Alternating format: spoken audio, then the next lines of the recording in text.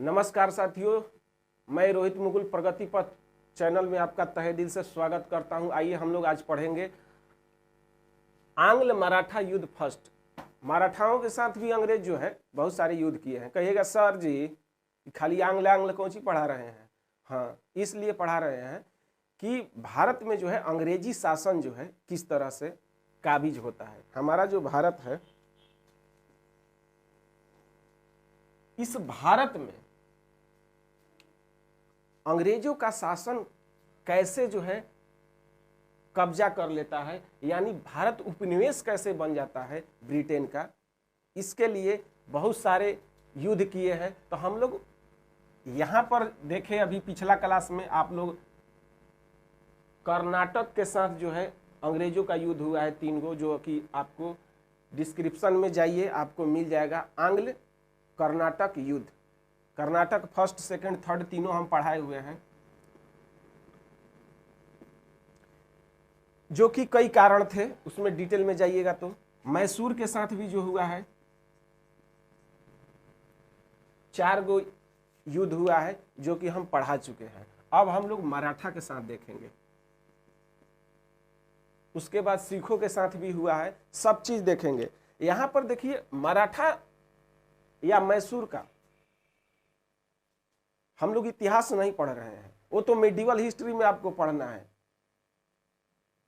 छत्रपति शिवाजी ने स्थापना किया था, मराठाओं का संस्थापक माना जाता है, तो वो सब मेडिवल हिस्ट्री में पढ़ेंगे। लेकिन यहाँ पर हम लोग इसलिए मराठाओं के साथ अंग्रेज किस तरह से लड़ते हैं, तो अंग्रेज के दृष्टिकोण से हम लोग को मराठा, मैसूर या कर्नाटक हम लोग आधुनिक भारत में पढ़ रहे हैं। तो डिटेल हम लोग नहीं चलेंगे मराठा के बारे में, केवल अंग्रेजों के साथ जो भिड़ंत हुआ है उसी को देखेंगे।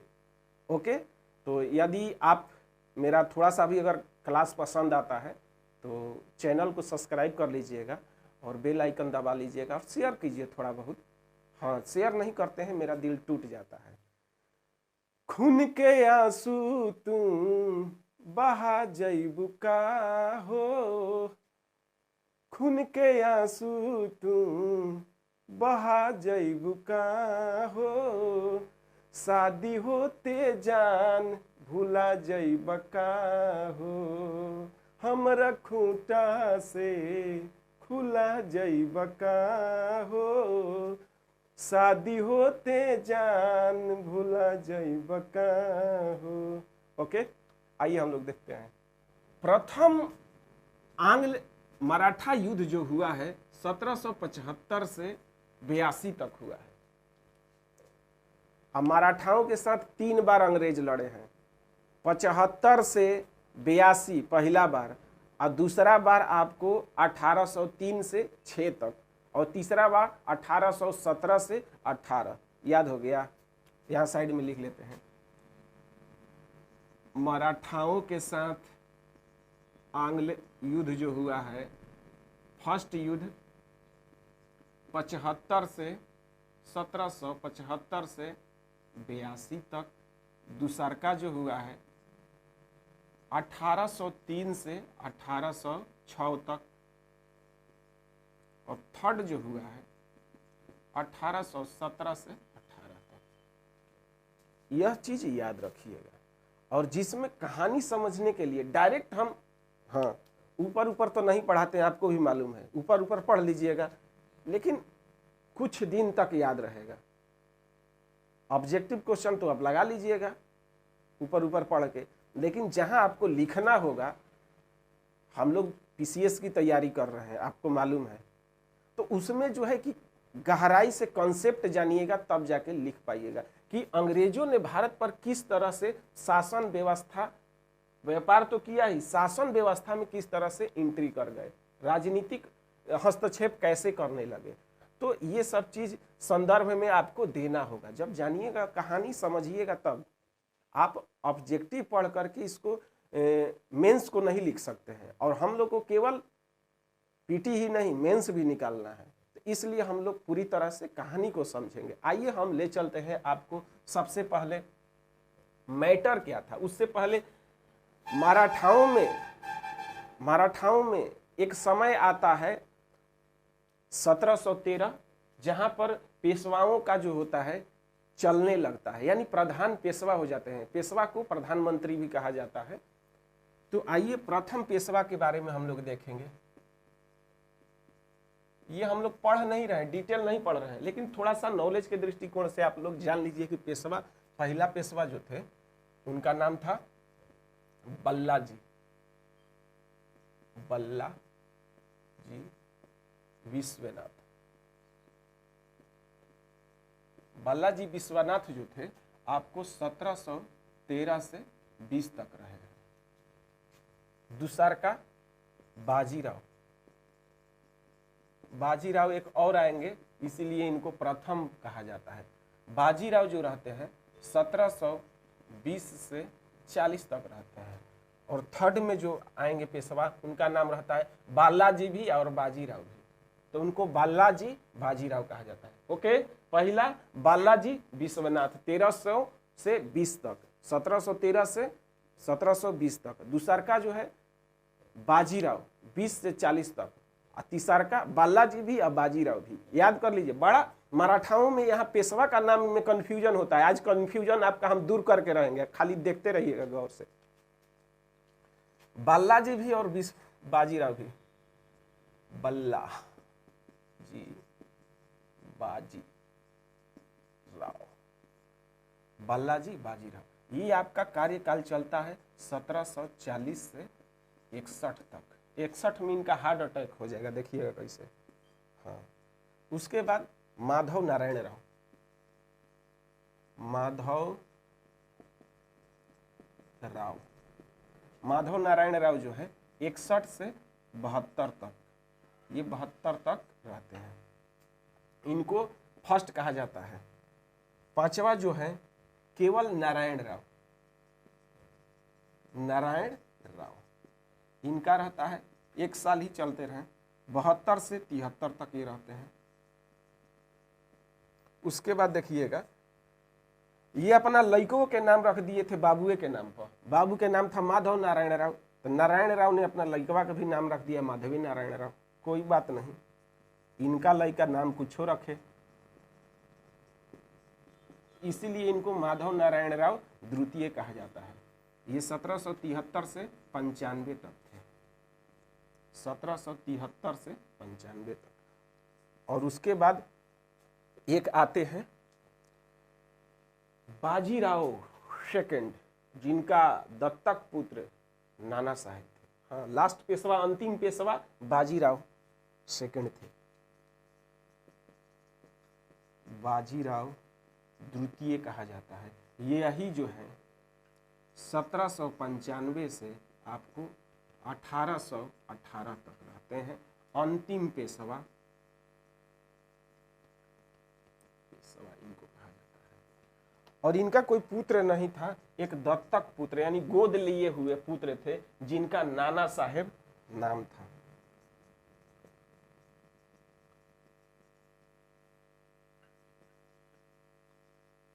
दत्तक पुत्र, हाँ वही नाना साहब जो कानपुर से नेतृत्व करते हैं, वही नाना साहब है।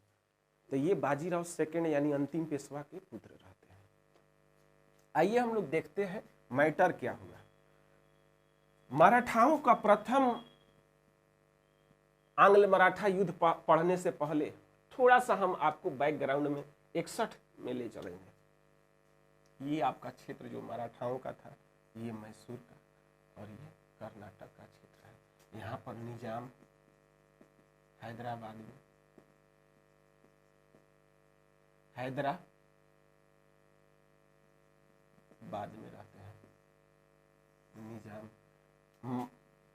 मराठाओं को पेशवा कहा जाता था, क्योंकि यहाँ पेशवा प्रधान हो गए थे। मराठा में जो बहुत सारे थे, लेकिन पेशवा प्रधान थे, जिसको पीएम समझा जाता था। और भी देखिएगा, यहाँ आपका बंगाल है, यानी बंगाल में अंग्रेज काबिज हो गए थे। कब से? पलासी का जो युद्ध आपका हुआ है 1757 में, और उसके बाद बक्सर का युद्ध 1764 में। दोनों युद्ध के बाद पूरी तरह से बंगाल बिहार उड़ीसा के दीवानी ले लेते हैं और पूरी तरह से यहाँ कठपुतली बना करके किसको, तो मीर जाफ़र को भी देखिएगा, मीर कासिम को भी देखिएगा, फिर मीर जाफ़र को बैठा देता है दोबारा से, ये लोग कठपुतली की तरह यूज कर रहा था। तो ये बंगाल पर पूरी तरह से काबिज किसका हो जाता है, यानी कहा जाए तो दो युद्ध जो है, ये आपका पलासी का 1757 और बक्सर का 1764, ये दोनों युद्ध के बाद पूरी तरह से बंगाल का दीवानी ले लेते हैं। बिहार उड़ीसा में भी इनका जो है वर्चस्व जम जाता है। बंगाल, बिहार, उड़ीसा, इलाहाबाद की संधि में आप पढ़े ही हैं, जो मुगल बादशाह आलम द्वितीय जो है दे देते हैं तीनों का। तो ये प्रेसिडेंसी बंगाल पूरी तरह से विस्तारित हो गई थी। और वैसे ही ये लोग मैसूर में भी करते हैं। मैसूर के साथ ही जो 4 युद्ध आप देखे हुए हैं, पहलका मैसूर के साथ युद्ध कब होता है, 1767 से 69 तक। पहलका जो होता है यहाँ पर लिख दे रहे हैं 1767 से 69 तक। दूसरका मैसूर के साथ आपको 1780 से 84 तक, और थर्ड वाला जो होता है 1790 से 92 तक, और फोर्थ हुआ है 1799। और उसके सहायक संधि के तहत क्या करता है, पूरी तरह से इसको भी अपने कब्जा में ले लेता है। आप देखे हैं कि 1780 का जो सेकेंड वार रहता है मैसूर के साथ अंग्रेजों का, उसमें होता क्या है कि 82 में हैदर अली की मृत्यु हो जाती है। यहाँ 1799 चतुर्थ जो मैसूर के साथ युद्ध है, इसमें उसका लड़का टीपू सुल्तान की मृत्यु हो जाती है। और पूरी तरह से सहायक संधि के साथ क्या करता है, मैसूर को भी पूरी तरह से डेवलप, पूरी ये जो क्षेत्र है वो अपना मद्रास प्रेसिडेंसी यहाँ रहता है, मद्रास प्रेसिडेंसी को भी क्या करता है, ये लोग विस्तारित कर लेता है। बच गया था यहाँ बंबई प्रेसिडेंसी, 3 प्रेसिडेंसियां थी। ये बंबई प्रेसिडेंसी को विस्तारित करने के लिए यहाँ महाराष्ट्र के क्षेत्र में मराठा लोग रहते थे, और इन पर क्या था, पूरी तरह से कब्जा करना बाकी था। तो हम लोग, अंग्रेजों का निगाह जो रहता है केवल अपना उद्देश्य, व्यापार को बढ़ाना, अधिक से अधिक राजस्व को, यहाँ जो बंगाल में उन लोग को राजस्व मिलने लगा, दीवानी मिलने लगा, उससे इन लोग का आंख जो है खुल जाता है कि हम भारत पर अधिक से अधिक दीवानी राजस्व यानी कि तहसील करके हम क्या कर सकते हैं, माला माल हो सकते हैं। इसलिए ये लोग यहाँ पर मैसूर में जो किए थे, तो यहाँ पर आपको मालूम ही है मालाबार तट पर मसालों के लिए करते हैं। यहाँ पर देखिएगा तो आपको पता चलेगा। तो हम सूती वस्त्र के लिए, कपास के लिए क्षेत्र पर ज़्यादा अटैक करते हैं। तो आइए हम लोग प्रथम मराठा के साथ जो युद्ध हुआ है 75 में, उसको पढ़ाने से पहले आपको हम ले चलते हैं 1761 में। और 1761 में आपको भी मालूम है, क्योंकि पिछला क्लास में मैंने बता चुका है कि पानीपत के तृतीय युद्ध हुआ था। पानीपत के फर्स्ट सेकंड बताए हुए हैं। आप मेरे प्लेलिस्ट में जाइए, सारा वीडियो जो है चैप्टर वाइज मैं निःशुल्क पूरी तरह से, ये पेड कोर्स है पूरी तरह जो पढ़ा रहे हैं, आपको पूरी तरह से फ्री में मैं पढ़ा रहा हूँ। उसको मन से पढ़िए और उसका नोट्स बनाइए। ऐसे ऊपर ऊपर पढ़ने से नहीं होगा, 5 मिनट 2 मिनट देख लिए अब बस रख दिए। उसका नोट्स तैयार करिए, 2 बार 3 बार उसका रिवीजिंग करिए, कीवर्ड उसका निकालिए, तब जा कर के कहीं आप अधिकारी बनिएगा। और वाकई वही आदमी उस कुर्सी के लायक भी है जो दिल से मेहनत कर रहा है, जो अभियान बना करके पढ़ रहा है। और नहीं तो फिर वही हाल होगा, मजाक बगलगीर उड़ाएंगे।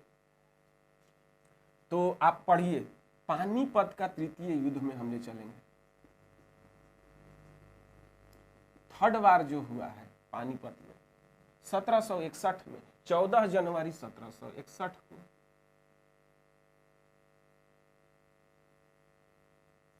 किसके किसके बीच, तो बताए थे आपको, मराठा की तरफ से प्रमुख नेतृत्वकर्ता के रूप में कौन रहते हैं, तो सदाशिवराव भाऊ। इधर लिख दें, यहां लिख देते हैं आपको, सदा शिव राव भाऊ, सदा शिव राव भाऊ नाम रहता है। ये नेतृत्व करता, वास्तविक नेतृत्व करता थे।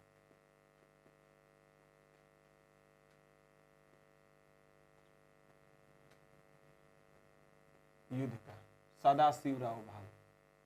और सेनापति कौन थे, लिख लीजिए, सेनापति विश्वास राव।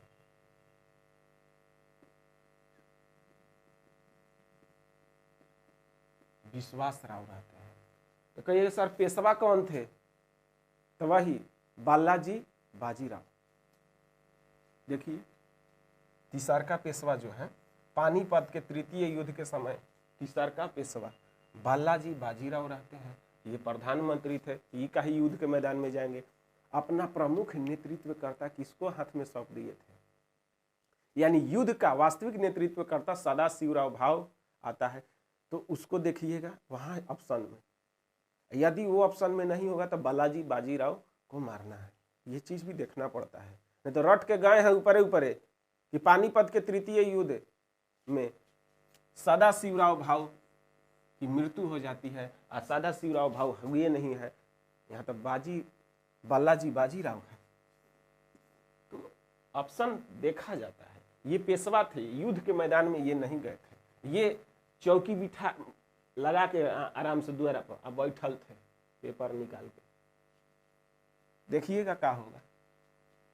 और किसके साथ युद्ध था, तो अफगानी एक लुटेरा था अहमद शाह अब्दाली, मराठा में ये थे।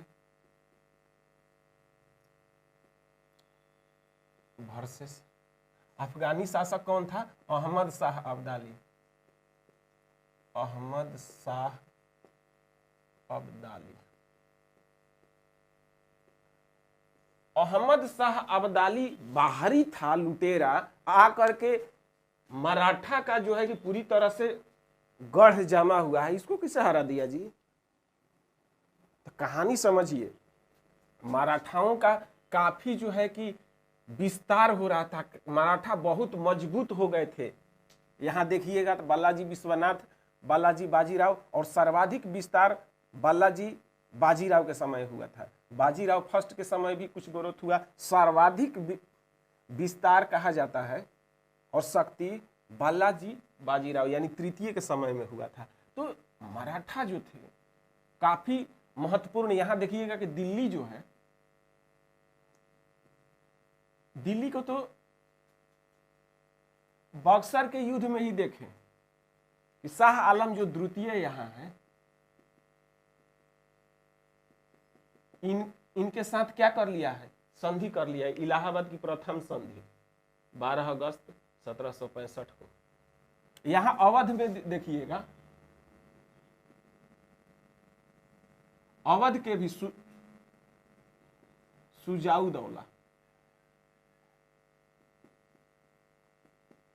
क्या कर लिया है, अवध के नवाब सुजाउदौला वो भी संधि कर लिया है। तो ये लोग तो अंग्रेजों के अधीन हो गए। मराठा जो था पूरी तरह से क्या था, मजबूत शक्ति था। तो इन लोग को डर था कि मराठा कहीं हम पर आक्रमण न कर दे, इसलिए जो है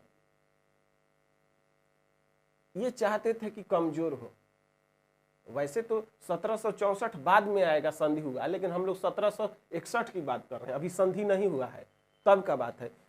शाह आलम द्वितीय जो है, शाह आलम द्वितीय, औरंगजेब के बाद जितने भी शासक आते हैं अयोग्य रहते हैं, चाहे रंगीला शाह बादशाह हो, शाह आलम हो या जो भी हो।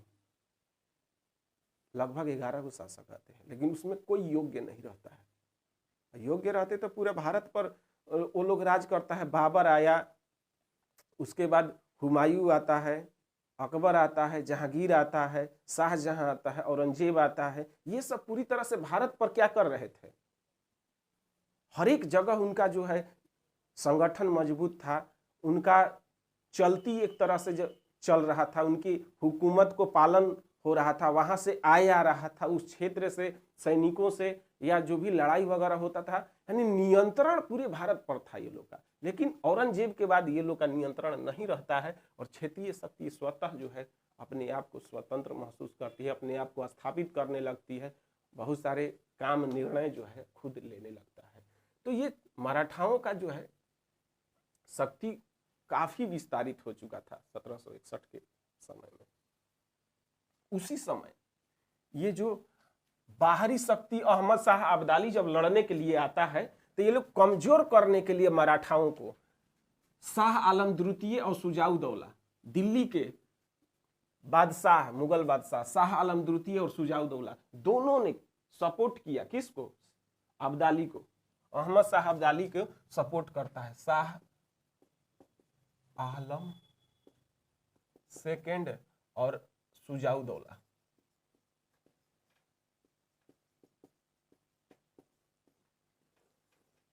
घर के भेदी लंका ढाए। जब घर ही के जो आदमी है आपका दुश्मन के तरफ जाके मिल जाएंगे तो क्या होगा? कभी जीत जाइएगा? कभी नहीं जीत सकते हैं। वही हुआ यहाँ मराठाओं के साथ। पानीपत के तृतीय युद्ध में ये लोग जो है कि अहमद शाह अब्दाली का सपोर्ट कर दिया, जिसके चलते इसका बुरी तरह से पराजय, ये सोचबो नहीं किया था ये लोग इतना हम लोग बुरी तरह से पराजित होंगे। कहा जाता है कि पानीपत के तृतीय युद्ध में दोनों जो मेन लीडर थे, पहला जो है नेतृत्व करता सदाशिवराव भाऊ और सेनापति जो थे विश्वास राव, दोनों की मृत्यु हो जाती है। प्रमुख जितना भी सेना में नायक वगैरह थे उनकी भी मृत्यु हो जाती है और छोटे सिपाही सेना का तो कोई गिनती नहीं था, असंख्य। और इस घटना का एक जिक्र करता है व्यापारी सेठ रहता है जिसको जौहरी भी बोला जाता है। उसी ने जाके इस पानीपत के तृतीय घटना का सूचना लेकर के गया था। किसको? बताने के लिए चौकिया लगा के बैठल थे बालाजी बाजीराव। आराम से ठाट बाट लगा के बालाजी बाजीराव गोड़ पर गोड़ चढ़ा के बैठल थे। हमरा से के मजबूत है, अभी के करे इतना दिन दुबर हो गया है, हमरा के हरा देगा, पूरा निफिक्र थे। जौहरी आता है, कहता है, वो डायरेक्ट नहीं बोलता है, जानता है दिल का कमजोर है, ये बोलता है वो एक कहावत के रूप में कि 2 प्रमुख मोहरे और 22 सोने के मुहरे और अनगिनत तांबा और चांदी जिसकी कोई गणना नहीं की जाती विलीन हो गए पानीपत के तृतीय युद्ध के मैदान में। इतना सुनते ही हमें पीछे में घोलट जाते हैं बालाजी बाजीराव द्वितीय, यानी हार्ट अटैक आ जाता है। खाली घटना को सुन करके चले गए। पानीपत के तृतीय युद्ध में मैदान में तो नहीं मारा है, लेकिन सुन के इनको हार्ट अटैक आ जाता है। राम नाम सत्य है, राम नाम सत्य है। गए। मेन जितना भी लीडर थे वो तो पानीपत के तृतीय युद्ध में समाप्त हुए। अब मराठाओं का शक्ति पूरी तरह से क्या हो गया था। एक राइटर बोलते हैं कि पानीपत का तृतीय युद्ध है, यह निश्चित हो गया था कि भारत में अब किसका शासन नहीं होगा। भारत में अब किसका शासन नहीं हो गया, यह निश्चित हो गया था। यानी कोई कल्पना भी नहीं कर रहा था कि मराठा दोबारा जो है संगठित हो पाएगा या विस्तारित हो पाएगा। लेकिन जिसको राखे साईं मार सके ना होए। अगला जो आता है मराठा में पेशवा, कहा जाता है माधव नारायण फर्स्ट।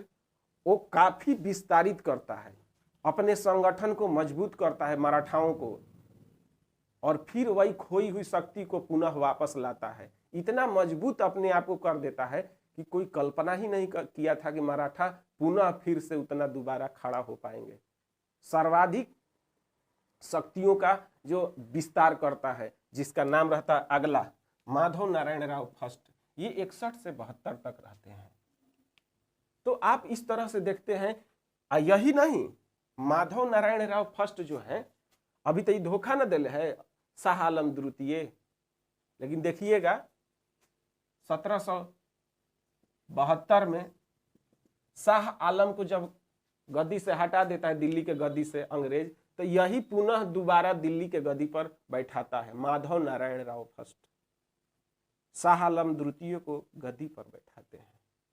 बताइए इनको मदद कैला के क्या जरूरत था, मराठा को मदद करने की क्या जरूरत था। लेकिन नहीं, देखा कि यहाँ पर जो वास्तविक दुश्मन है अंग्रेज है, अंग्रेज यहाँ इनको कमजोर कर देगा तो फिर हम पर ही अटैक करेगा, इसलिए इनको दिल्ली में मजबूत, क्योंकि ये केंद्रीय सत्ता है भारत का, पूरी तरह से लीगल रूप से भारत का सत्ता इनके हाथ में है, तो इनको गार्जीवन को जो है कि रहना जरूरी है मजबूत।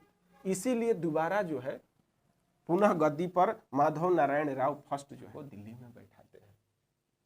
माधव नारायण राव के समय ये अपना शक्ति को क्या करता है, पुनः अपने क्षेत्रों का जो क्षेत्र हम चला गया था उसको वापस भी ले लेता है। हैदराबाद के निजाम से युद्ध करता है, मैसूरों के साथ भी युद्ध करता है 1771 में। अरे 1771 में मैसूर के साथ भी मराठा और मैसूर के बीच युद्ध ना हुआ है, उसी में ना ये मैसूर का जो शासक रहते हैं टीपू सुल्तान के बाबूजी हैदर अली, हैदर अली मैसूर के साथ जो फर्स्ट संधि हुआ था युद्ध के बाद, कौन संधि हुआ था, मद्रास की संधि। और मद्रास की संधि में कहा गया था, अंग्रेज कहे थे कि आपको जब सैनिकों की जरूरत पड़ेगा या जिससे भी झगड़ा होगा मैं आपको मदद करूंगा। लेकिन कहाँ मदद करने के लिए आए, यहाँ तो 69 में संधि हुई थी मद्रास की, अंग्रेज मदद करने के लिए 1771 में कहाँ आते हैं, नहीं आते हैं। कहने के लिए तो अंग्रेज कुछ भी कह देते हैं, लेकिन वो जानते हैं कि सबको क्या करना है, आपस में ही लड़ा करके ठीक रखना है और अपना जो है दाल गलाना है। यहाँ पर काल्हे पटियाईबा फिर पटियाईबा अल्लाह की नाई नाई आ जानू तो हर मम्मी कसम, अरे हम में के नाई रे, अरे हम में के नाई, सुगु तो हर मम्मी कसम, अरे हम में के नाई। तो आइए हम लोग देखते हैं कि आंग्ल मराठा युद्ध फर्स्ट कैसे हो जाता है। तो आप देख रहे हैं कि मराठाओं का शक्ति पुनः वापस करने का काम कौन कर रहे हैं, तो माधव नारायण राव फर्स्ट। और इनका जो आदमी अच्छा काम करता है, जो आदमी मजबूत कर, वो ढेर दिन तक नहीं रहता है, ऊपर में बोलाहट हो जाता है। 72 में माधव नारायण राव फर्स्ट की मृत्यु हो जाती है, माधव नारायण राव की मृत्यु हो जाती है। और इनका पुत्र जो है नारायण राव, वो क्या बनते हैं, शासक बनते हैं। कहानी अच्छा से यहीं पर समझिएगा, मैं इसको जरा मिटा दे रहा हूं।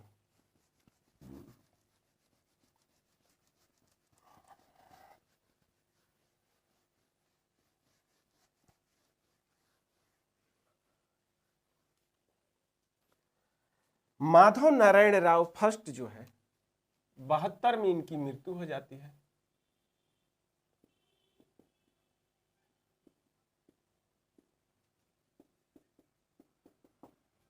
इनकी मृत्यु 1772 में हो जाती है। ये तो पूरी तरह से मराठाओं का शक्ति का पुनः वापस ला देते हैं, लेकिन इनकी मृत्यु के बाद इनका लड़का जो है शासक बन जाता है, जिसका नाम रहता है नारायण राव।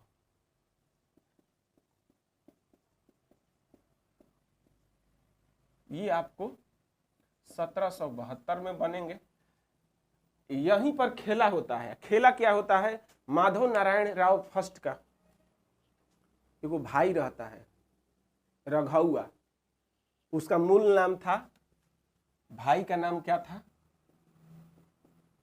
रघुनाथ राव। भाई जो रहता है रघुनाथ राव रहता है, जिसको सब रघुआ रघुआ बोलता रहता है। हाँ, गांव घर में नहीं किसी को हम लोग बोलते हैं, उसी तरह से राघुआ। तो जो रघुआ था माधव नारायण राव का भाई रहता है। जब माधव नारायण राव का 72 में मृत्यु हो जाता है तो वो सोचता है कि हम बनेंगे, लेकिन लीगल रूप से उस समय वंशज को, पुत्र को राजा बनाया जाता है। लेकिन पुत्र कौन थे, नारायण राव। नारायण राव जब बनते हैं 72 में, ये खुल के नहीं बोलता है, धीरे हत्या करवा देता है, रास्ते साफ कर देता है और अपने राजा बनने के लिए दावेदारी ठोकने लगता है। यानी कि 1 साल में इनकी हत्या करा देता है। 73 में मृत्यु हो जाती है, हत्या, मृत्यु इसको नहीं बोलेंगे, हत्या बोलेंगे। चाचा जो रहता है रघुआ, अपने भतीजवा नारायण राव को, ये चाचा रहता है, चाचवा जो है हत्या करा देता है नारायण राव को और अपने गद्दी पर बैठने के लिए दावा ठोकता है, क्योंकि अब तक कोई है ही नहीं था। नारायण राव का भाई रघुआ रहता है, रघुआ हत्या करा देता है, लड़कवा शासक बनल रहता है तब 73 में, और ये सोचता है कि गद्दी पर हम बैठ जाएं। लेकिन इस बात को पता था मराठा में सरदार, प्रमुख मराठा सरदार में महादजी सिंधिया का नाम आता है।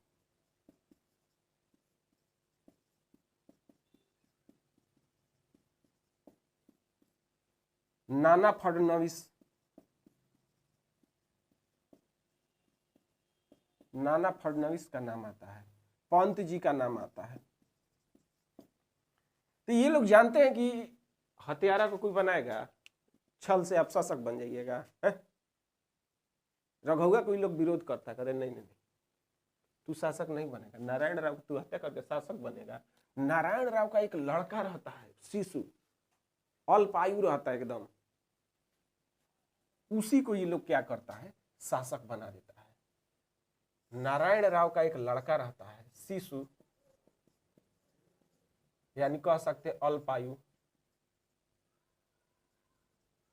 उसको ये लोग क्या करता है, पेशवा बना देता है।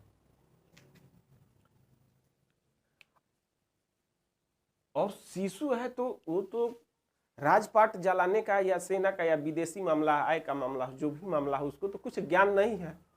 लेकिन फिर भी इन लोग के पास तो ज्ञान है ना। इन लोग क्या करते हैं, एक कमिटी बनाते हैं जिसका नाम रहता है बार भाई परिषद।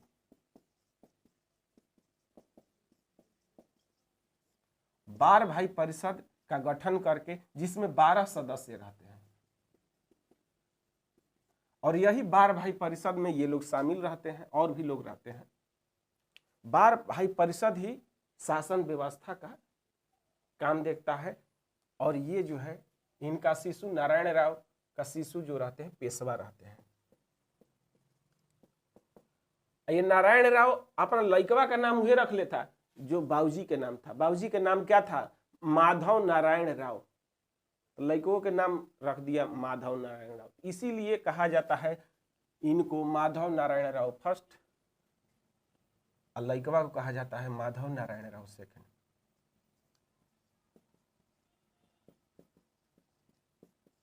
राव सेकंड, या नारायण नहीं बोलिएगा तो वहां माधव राव द्वितीय भी कहा जाता है। हाँ, नारायण साइलेंट भी कहीं कहीं देखिएगा कि दे देगा, तो वहां नारायण मत खोजने लगिए कि नहीं नारायण है, नारायण है, नहीं। कभी कभी एग्जाम में नारायण को साइलेंट भी कर देता है, तो अपना सेंस से समझना है। यानी माधव राव द्वितीय या माधव नारायण राव द्वितीय भी कह सकते हैं। यह शिशु था और पूरी तरह से शासन व्यवस्था बार भाई परिषद के हाथ में चला जाता है। अब तो ये जो फेरा में था, हत्या तो उसी के लिए किया था, पेशवे बनने के लिए। रघुआ माधव राव फर्स्ट के भाई था, और जब ये बन जाते हैं तो इसको जो है कि मियाज तिल मिला के रह जाता है। 1773 में जब ये बन जाते हैं तो मियाज एकदम तिल मिला के रह जाता है, कुछ नहीं होता है रघुआ से। तभी जो है कूटनीति तरीका अपनाता है, जाके अंग्रेज से मिल जाता है। तो अंग्रेज तो ऐसा मौका खोजिए रहे थे, आओ हमारा भेरी मदद के लिए, हम खैराती में मदद देंगे तुमको, है संधि करो, कुछ हमको भी फायदा दो, हम आए हैं ब्रिटेन से तुमको खाली हेल्प यहाँ कर दें गद्दी पर बैठाने के लिए। संधि बढ़िया रे थोपते थे, जो भी संधि करिए। तो वही है कि सूरत की संधि रघुआ करता है, अब बॉम्बे के उस समय जो अधिकारी रहते हैं उनसे संधि होता है। तो आइए हम लोग देखते हैं यहाँ पर फिगर के माध्यम से। एक फिगर मैं यहाँ बना देता हूँ। यहाँ पर आपको बार भाई परिषद याद रखना है कि शासन कर रहे हैं। बार भाई परिषद,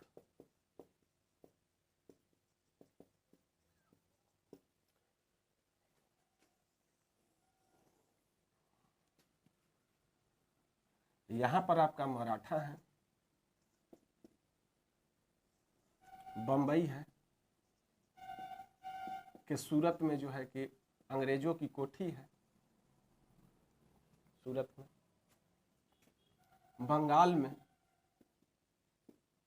पूरी तरह से उड़ीसा ये सब जो है अंग्रेजों का हो गया है,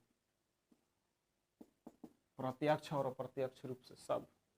अरे नाम के जब मीर जाफर को मीर कासिम के कठपुतली के रूप में राजा वहां नवाब बनैले रहता है बंगाल का, तो उसको अप्रत्यक्ष रूप से कहिए चाहे प्रत्यक्ष रूप से कहिए, बंगाल पर पूरी तरह से कब्जा तो अंग्रेज कहिए लिया था पलासी और बक्सर के युद्ध के बाद।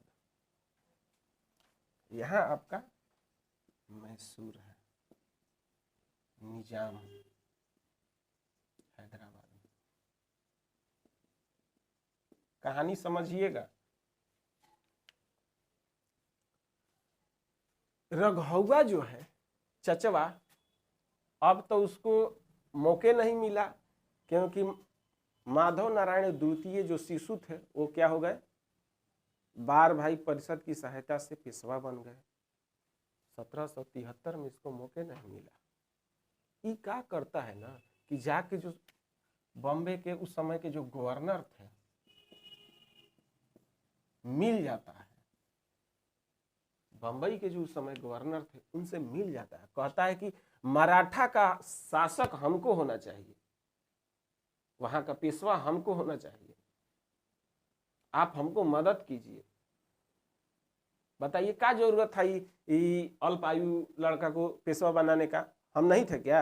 अरे हम भी तो पेशवा का भाई थे ना, तो हमको बनाना चाहिए। इसका यही दावा रहता है कि यहाँ शिशु को बनाने की पेशवा क्या जरूरत था, हम ये हैं तो हमको बनाया जाता।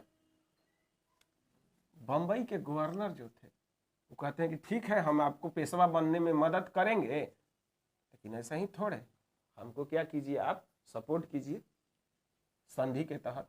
तो वही संधि होती है सूरत की संधि, सूरत की संधि, और ये संधि होती है 1775 में। किसके किसके बीच? सूरत की संधि जो हुई है, सूरत की संधि जो हुई है रघुआ और बंबई के गवर्नर के बीच। और सूरत के संधि में होता क्या है, तो सूरत के संधि में लिखल यही रहता है कि जो आपका सालसेट है, बसीन है, वो क्षेत्र हम आपको जीतने के बाद जब हम बैठ जाएंगे, पेशवा बन जाएंगे, तो आपको दे देंगे। तो ये बोले कि वो तो ठीक है, लेकिन अभी जो है हम आपको 60,000 सेना दे रहे हैं, एक दूगो नहीं, 60,000 सेना का खर्चा भी तो चाहिए। तो कह रहा कि जो टैक्स वगैरह होगा दीवानी भी आपको दे देते हैं, भड़ौच और सूरत वाला, वहीं से जो है कि आप निकालिएगा इनकम और निकाल के सैनिकों को दे दीजिएगा। तो यानी कि पूरी तरह से एक बढ़िया संधि होता है। सूरत की संधि जो होती है, सूरत की संधि जो होती है रघुआ और बंबई के गवर्नर के बीच होती है, याद रखिएगा। और क्या होता है, पहला सालसेट और बसीन देना रहता है, और दूगो सूरत प्लस भड़ौच कारोबार चल रहा था। भड़ौच में जो भी दीवानी होगा ये हो जाएगा। तो यही सूरत की संधि है, चुपे चुपे जाके कर लिया था।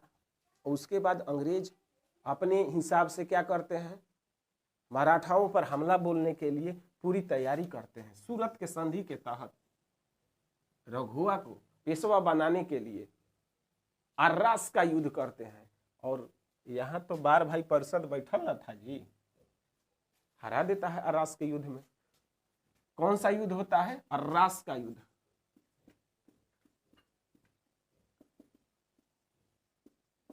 अर्रास का युद्ध होता है 75 में, और उसमें अंग्रेजों की हो जाती है हार। अंग्रेज की क्या हो गई, हार हो जाती है। पते नहीं था अंग्रेज को कि अभी मराठा के पेशवा शिशु बनल है, अल्पायु पेशवा बनल है, तो एकरा मतलब क्या हो गया, और भी लोग हैं ना जी।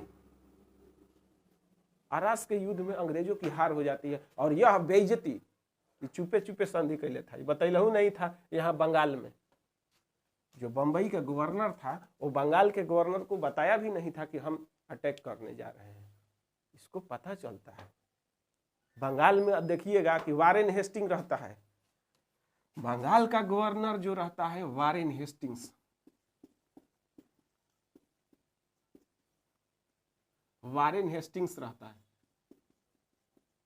कब आयल था, 72 में आयल था, 1772 से ये 85 तक रहेगा। और देखिएगा 85 से 93 तक कर्नवालिस आएगा। इस समय का थोड़ा सा हम सिचुएशन बताना चाहेंगे। वारेन हेस्टिंग 72 में आता है, 73 में रेगुलेटिंग एक्ट आता है। रेगुलेटिंग एक्ट में लिखा हुआ रहता है बंगाल के जो गवर्नर हैं उनको बंगाल का गवर्नर जनरल बना दिया जाता है, इसीलिए प्रथम गवर्नर जनरल वारेन हेस्टिंग कहा जाता है। अब बंगाल का अंतिम गवर्नर वारेन हेस्टिंग को कहा जाता है, क्योंकि इसी के समय में गवर्नर को गवर्नर जनरल बना दिया जाता है। तो बंगाल का प्रथम गवर्नर जनरल वारेन हेस्टिंग्स होता है। और उसी के तहत रेगुलेटिंग एक्ट में ही था कि ये जो है बंगाल का गवर्नर जनरल जो है, यहां मद्रास है आपका, मद्रास के गवर्नर और बंबई के गवर्नर, ये दोनों गवर्नर बंगाल के गवर्नर जनरल के अधीन रहेंगे। जो भी निर्णय लेना है, युद्ध करना है, संधि करना है, इनकी मान्यता होगा। ये आपको 1700 रेगुलेटिंग एक्ट आया था,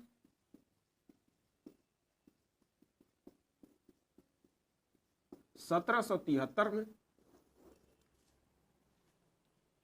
इसके तहत आया था कि बंबई का गवर्नर और मद्रास का गवर्नर बंगाल के गवर्नर जनरल के अधीन काम करेंगे। लेकिन यहाँ 75 में जो संधि बंगाल के गवर्नर करते, बंबई के करते हैं, तो बंगाल के गवर्नर जनरल को बताते हैं, नहीं बताते हैं, कोई सूचना नहीं रहता है। इससे इसको ठेस लगता है, आत्म जो है कि मान सम्मान पर ठेस लगता है। कहता है बिना हमरा से पूछले सब क्या कर दिए, युद्ध उद्ध कर दिए हैं। अब हमसे बताए हैं कितना बेइज्जती हो गया। वहां 64 में जो है बक्सर का युद्ध हम किए हुए हैं, सब जो मान सम्मान था पलासी का वाला, बक्सर वाला मान सम्मान तो सब एक आप ले आके नली में बुढ़ा के रख दिए। क्या जरूरत था मराठा के साथ अकेले अकेले लड़ने का? पूछते हमसे कि हम तो गवर्नर जनरल ना है, पूछे उछे नहीं। इसलिए बहुत बिगड़ता है। दोनों बंबई के गवर्नर में और बंगाल के गवर्नर जनरल में मतभेद हो जाता है एक तरह से कहा जाए तो। और बंगाल के गवर्नर जनरल क्या करते हैं, खुद आकर के 1776 में एक मराठाओं का जो 12 भाई परिषद रहता है, मराठाओं का जो 12 भाई परिषद के साथ एक संधि करते हैं। क्योंकि अब यहाँ तो 12 भाई परिषद ही हेड था, तो उसी के साथ संधि होगा। पुरंदर की संधि करते हैं 1776 में।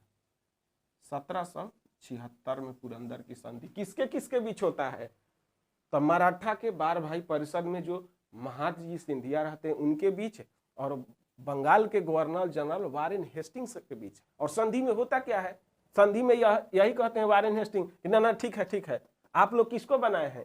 तो ये जो अल्पायु पुत्र है माधव नारायण राव द्वितीय, उसी को बनाया था पेशवा। कि कहते हैं वारेन हेस्टिंग की ठीक है अब वह रहेगा, यानी पहल का बात कि जो आपका पेशवा है उसी को हम बनाएंगे, वही उसी को पेशवा मानेंगे। यानी माधव नारायण राव द्वितीय को ही पेशवा मानता है। लेकिन कहता है उसके लिए भाई अंग्रेज तो अपना भी कुछ देखेंगे फायदा। कहता है कि सालसेट जो है वो हमको दे दीजिए, बंदरगाह वगैरह है वहां पर हम अपना कारोबार करेंगे, यानी सालसेट को अपने अधीन कर लेता है सालसेट।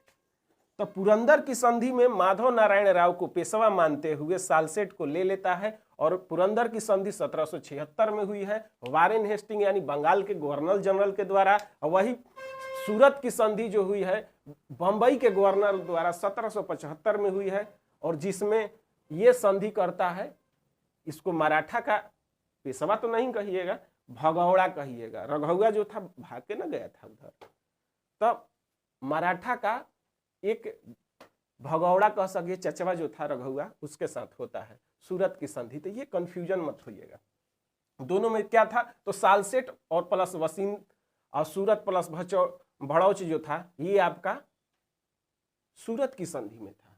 लेकिन यहां पर सालसेट ही केवल जो है कि देता है। तो देखिएगा मजबूत संधि तो ये कैले है, बंबई के गवर्नर ही मजबूत संधि किया है। तो दोनों का एक 75 में, 76 में दोनों गवर्नर के बीच मतभेद हो जाता है। तो ये मतभेद को सोल्व करने के लिए ब्रिटेन जाता है, वहां के जो काउंसिल रहता है उसमें ये बात उठता है, ये दोनों बंबई और बंगाल के गवर्नर का दोनों जो है द्विभाषीय बात आ रहा है, इसको सॉर्ट आउट किया जाए। तो उस समय सिचुएशन आप देखिएगा 1775-76 का। तो याद कीजिए अमेरिका आप 72 से ही क्या कर रहा था, आजादी का मांग कर रहा था, पूरी तरह से 75 में 76 में उसको अमेरिका को आजादी मिल जाती है। 1776 में अमेरिका को आजादी मिलती है, जिसके कारण वहां देखा जाए कर्नवालिस वही था अधिकारी के रूप में, उसका भी छुट्टी हो जाता है। लेकिन सबसे ध्यान देने वाली बात है कि अमेरिका में ये लोग करते क्या थे, तो वहां से कपास का व्यापार करते थे, कच्चा माल उठाते थे, अपने ब्रिटेन ला करके उद्योग में अच्छे जो है कपड़े तैयार करते थे, बनाते थे, और उसको ले जा करके अफ्रीका महाद्वीप में अन्य देश है वहां पर बेचते थे। और वहां पैसा नहीं था तो वहां से दास उठाते थे, और दासों को अफ्रीका से उठा करके नाव पर लादते थे और ले जाके कहाँ बेचते थे, लोगों की अमेरिका में बेचते थे। अमेरिका में कृषि कार्य के लिए लोगों की जरूरत थी, तो दासों को अफ्रीका से उठा करके अमेरिका में बेचते थे, यही काम था। अब वहां जब बेचते थे तो पैसा नहीं ले लेते थे, कृषि का जो कच्चा माल है कपास वही उठा लेते थे, यानी कि बिना पैसा का माल मिल गया, माल उठा करके ले जाके फिर सप्लाई किए, तो यही सब काम करते थे।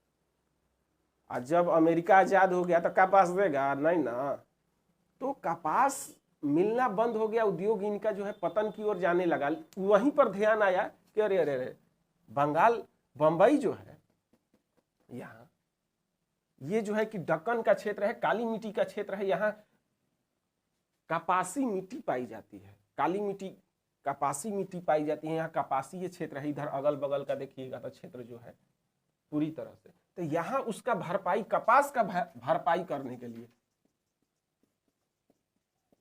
कपास का भरपाई करने के लिए प्लान बनाता है ब्रिटेन, और कहता है कि जो पहल का जो संधि सूरत वाला हुआ है तो उसमें सालसेट, वसीन, सूरत, भड़ौच ये सारा क्षेत्र मिल रहा है, यह ठीक रहेगा, तब जाके हमको ज्यादा से ज्यादा मुनाफा होगा और वहां से कपास की भरपाई हमको हो पाएगा। ये तो जो किए हैं केवल सालसेटे किए हैं। इसीलिए बंबई के गवर्नर के जो संधि है यानी सूरत की संधि को पास कर दिया जाता है, और उसके तहत आदेश आ जाता है इनको भी कि सुधर जाइए, आपको जो है कि अब मीठा मीठा नहीं चलना है। वारेन हेस्टिंग को भी आदेश मिल जाता है कि आप मराठाओं के साथ क्या करिए, सख्ती से पेश आइए और युद्ध कीजिए, और ये जो क्षेत्र है पूरी तरह से कोशिश करिए कि अपने अधीन करने का। ध्यान से देखिएगा उसी समय बंगाल का, बंबई का जो गवर्नर रहता है एक तेलगांव का युद्ध करता है 1779 में, और फिर यहां अंग्रेजों की हार हो जाती है। वारेन हेस्टिंग बोला था, बोले थे ना लाबो लाबा मत करना है, बेबुझत बिना जानकारी के काहे चल जाते हैं, मराठा को इतना कमजोर समझ रहे हैं का, उखाड़ फेंकेगा ना, अभी उतना शक्ति है मराठा के पास। हम बंबई के तेलगांव का युद्ध करता है गवर्नर 1779 में, उसकी हार हो जाती है, संधि करना पड़ता है, वही बड़गांव की संधि हुई है। तेलगांव के युद्ध में बड़गांव की संधि हुई है 1779 में। अब जो है एक रणनीति के तहत वारेन हेस्टिंग जो है युद्ध करेगा, क्योंकि उसको भी अब इंग्लैंड से क्या आ गया है, उसको भी मिल गया है आदेश। इसको ध्यान से देखिएगा, आप बने रहिए। मैं आपको केवल ऊपर ऊपर रटवा नहीं रहा हूं, पूरा दिमाग में आपको घुसा दूंगा। हिस्ट्री रटने की चीज नहीं, बेसिक बातें समझने की है कि क्यों युद्ध हो रहा था, कारण क्या था, परिणाम क्या आया, और भी उसके क्या क्या पहलू थे, सारी चीज को देखिएगा। हिस्ट्री याद ना हो, याद करे वाला चीज है, कब याद करिएगा बात, एक दो है।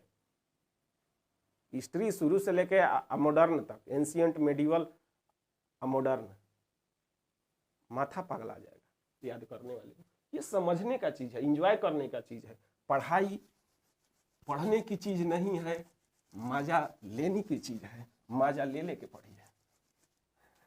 बड़ी महंगी पड़ेगी जुदाई, किसी से कोई प्यार न करे।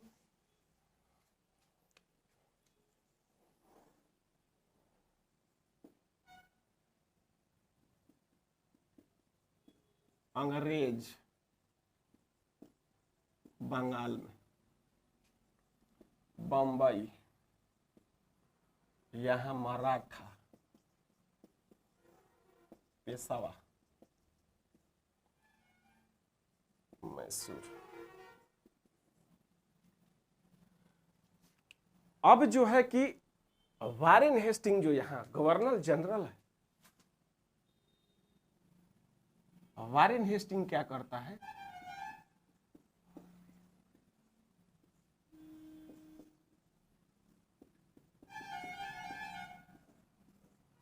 एक रणनीति के तहत वारेन हेस्टिंग मराठाओं पर युद्ध करने की तैयारी करता है। कहता कि अब एक तरफा नहीं, दो तरफ से लड़ेंगे। मराठाओं का ग्वालियर, भड़ौच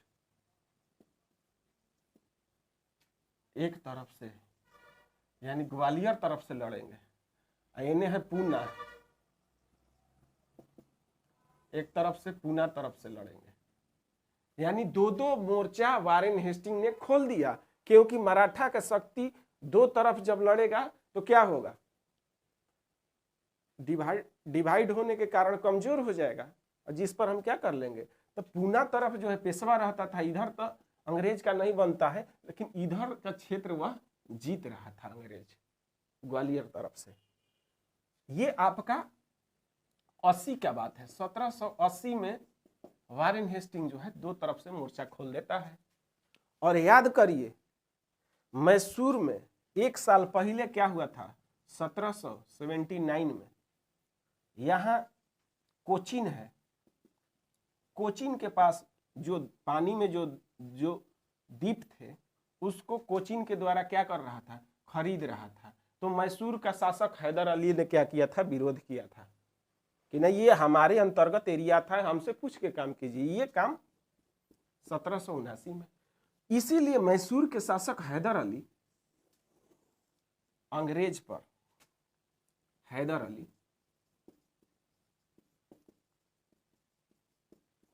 अंग्रेज पर वार करने के लिए मोर्चा खोल दिया 80 में। तो वही कर्नाटक का द्वितीय, मैसूर का जो है द्वितीय युद्ध हुआ है, 80 में चालू होता है। द्वितीय युद्ध 80 में चालू होता है, ये 84 तक चलेगा। तो यहां होता क्या है कि मैसूर के शासक हैदर अली कहते हैं मराठा से कि देखिए आप पर भी अंग्रेज आक्रमण कर रहा है। तो ये बोले कि हाँ कर रहा है, देखिए बेबुझत हमरा देने भी काम कर रहा है। हम ऐसा कर रहे हैं कि आप हमको सपोर्ट करिए और हम अंग्रेजों को इधर से वार कर रहे हैं। यहाँ जो है मद्रास है, मद्रास पर हम आक्रमण कर रहे हैं। तो मद्रास में कर्नल वेली था, उसकी हार होने लगती है। मराठा ने सपोर्ट कर दिया कि हमको अंग्रेज को ही ना मारना है, हम यहां से मारे या चाहे मैसूर का सपोर्ट करके मारे। तो वही कर्नल वेली का क्या होने लगता है, हार होने लगता है। तो फिर बंबई, यहाँ बंगाल से आयरकुट, सर आयरकुट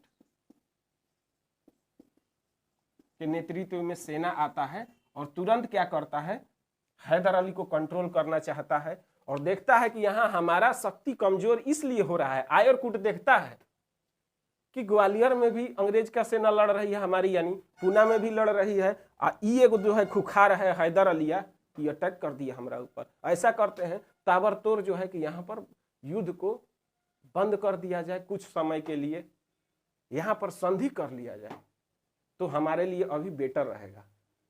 आयरकुट के कहने पर यह बात वारेन हेस्टिंग को समझ में आ जाता है और वारेन हेस्टिंग ने क्या किया, अभी मराठाओं के साथ संधि कर लेगा, जिसको सालबाई की संधि कहते हैं। कौन सी संधि?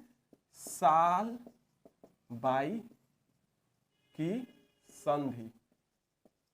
ये देख रहे थे कि 80 से 82 तक आ गया, इधर भी जो है कि लड़ रहा है, कुछ परिणाम नहीं निकल रहा है। और ये मैसूर जो था, हैदर अली पूरी तरह से जीत रहा था, ये क्षेत्र जो जीत रहा था। यहां आपको पोर्टोनुआ है, पोर्टोनुआ पर कब्जा कर लिया था हैदर अली। तब जाके ये क्या करता है, संधि करा करके और मराठाओं को मिला लेता है। तो ये सालबाई की संधि 1782 में होती है और जिसमें कहा जाता है कि मराठा जो होगा अंग्रेजों को सपोर्ट करेगा, सेना से भी और हर तरह से। तो सालबाई की संधि में यही होता है। और कहता है दो बात और, कि जब भी अंग्रेजों का जहां जहां युद्ध होगा मराठाओं को सपोर्ट करने की जरूरत है। पहला बात सैन्य मदद, सैन्य मदद करेंगे मराठा अंग्रेजों को। दूसर की बात होती है, ये संधि किसके साथ होता है? महादजी सिंधिया के साथ, क्योंकि बार भाई परिषद में हेड कौन रहते हैं? महादजी सिंधिया। तो महादजी सिंधिया के और वारेन हेस्टिंग के बीच होता है, याद रखिएगा। दूसर की बात क्या होती है कि जो आपका पेशवा है अल्प आयु, उन्हीं को हम पेशवा मानेंगे, यानी माधव नारायण राव सेकंड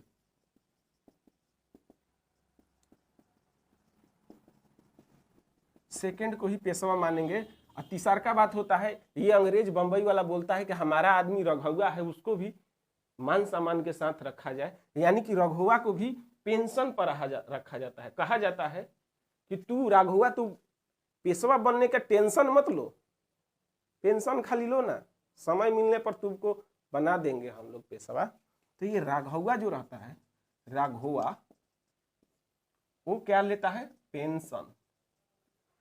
और वास्तविक में देखिएगा कि रघुआ के वो लड़का रहता है बाजीराव द्वितीय, समय आने पर 1795 में उसको गद्दी पर बैठा देगा ये लोग।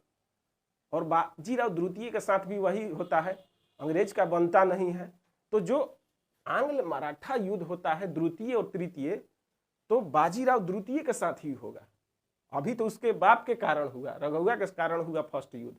अगर रघुआ नहीं जाके मिलता बंबई के गवर्नर से तो होता नहीं, होता सूरत की संधि न करता, न होता आंग्ल मराठा प्रथम युद्ध। अभी जो आंग्ल द्वितीय और तृतीय जो होगा, रघुआ का लड़का बाजीराव द्वितीय के कारण होगा 1803 से 6 तक, और दूसर का 1817 से 1818 तक। तो उसको भी हम नेक्स्ट क्लास में देखेंगे।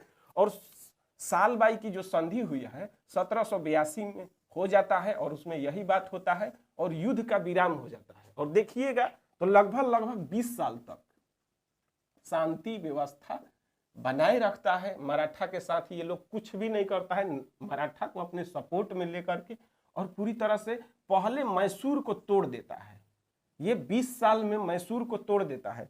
अब कहिएगा कैसे? तो देखिए, जैसे ही सपोर्ट संधि हो जाती है 82 में, तो मराठा सपोर्ट में किसके चले जाते हैं? अंग्रेज के सपोर्ट में चले जाते हैं। तो यहाँ निजाम रहते हैं, तो निजाम भी जो देखते हैं तो सपोर्ट करते हैं। निजाम वही काम करते हैं, जिधर मजबूत पाला रहता है उधर ही जाके जो है अपना डालते हैं अड्डा। तो यहाँ 82 में मराठाओं के साथ संधि होता है सालबाई का, तो जिसके तहत मराठा क्या करते हैं? अंग्रेजों के सपोर्ट करने लगते हैं। तो यहाँ निजाम भी सपोर्ट करने लगते हैं। एकाएक मैसूर का सपोर्ट हट जाता है। युद्ध तो 80 से चल रहा था, 82 में हट जाता है, जिसके कारण क्या होता है कि मैसूर जीत रहा था जो क्षेत्र पोर्टोनुआ, वह पूरी तरह से कमजोर हो जाता है। और वही 82 में क्या होता है? हत्या हो जाता है हैदर अली का।